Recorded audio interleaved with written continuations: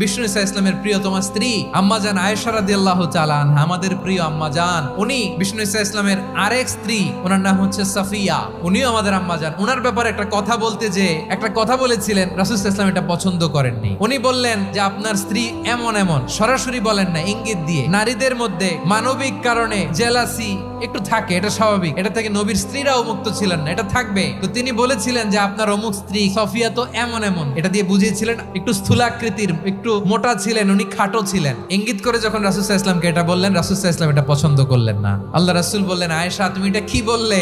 এমন কথা তো তোমার কাছ থেকে আশা করি নাই, তুমি আমার আরেক বিবির ব্যাপারে এমন কথা বললে। আয়েশা তুমি কি জানো, তুমি এমন একটা কথা মুখ দিয়ে উচ্চারণ করেছো, এই শব্দগুলো যদি সাগরের পানিতে ছেড়ে দেওয়া হয়, এই কথার তিক্ততার পঙ্কিলতার কারণে নীল সাগরের পানি মুহূর্তেই কালো হয়ে যাবে।